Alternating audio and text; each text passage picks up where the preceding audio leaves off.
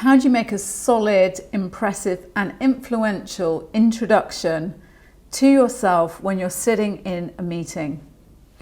Hi there, my name is Laura and I am the Chief Consultant at Talking Shop. I help individuals and teams communicate with confidence, build authority, influence others, and I help them take their opportunities. I've been recently working with this client who recently being about 3 months ago, who was, I would say, quite senior in the company that he worked in.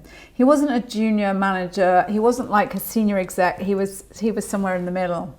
Now, we were working on lots of different things, but one of the challenges that he said he had was sitting in these meetings, sitting around these big boardroom tables and having to introduce himself. He said, you know, if I'm like the first one to introduce myself, then I'm okay. I'm blah, blah, blah, blah, blah.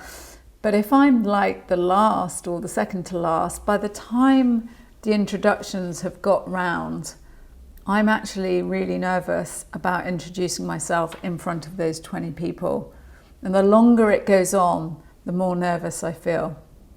Now, I did actually think, you know, you're at such a level in your career, why on earth would you be nervous about that? But then I thought, well, maybe there are other people who are also nervous. So the first thing that we did, or the first thing that you should do, is you should have a really good introduction to who you are and what you do. Now, I'm not going to go into that in this video, but check out some of the other personal pitch videos I do about how you introduce yourself as a benefit to the people you're speaking to, rather than just using your job title. The second thing we focused on was about holding your state, holding your confident state in whatever situation you're in. Now, your confident state is made up of how you breathe, your body posture, what's going through your head, and how you connect your emotions to all of that. And when you put all of that together in a negative way, because you're watching everyone go around and introduce themselves, your breathing becomes short, your body language is tight, you're like, what's going through your head is, oh my God, it's going to be my turn, what am I going to say, oh my God, I'm going to mess it up. So by the time it gets around to you, guess how you're going to perform? Rubbish. But if you change that, if you made sure your breathing was, you know, really calm and your body language was confident, you know, chest up, head up, shoulders back, and you made sure what you were saying to yourself was what you were going to say, or I've got this, I'm confident, I know what I'm doing, and you connect that confidence in your emotional sort of setup.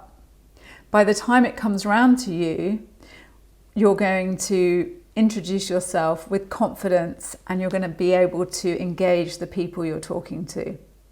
So it's all about your confident state, and whether your confident state, like his was, you know, through the floor. By the time it got round to him, he was really nervous. We changed that state so that his breathing was confident, his posture was confident, what went through his head was confidence, connected his emotions to that confidence. So when it came round to him, he was on it. And that, no difference in the meeting. There's absolutely no difference in the meeting. The only difference, it was him and how he dealt with that situation. And it all comes down to your confident state. And if you want to find out more about how to really create this confident state, how to create a confident muscle, then set up a free consult with me at www.youandlaura.com. And I can take you through that process and show you how to do that so that you can go into any meeting with confidence, knowing you're going to perform at your best. Just go to www.youandlaura.com. And I look forward to seeing you there.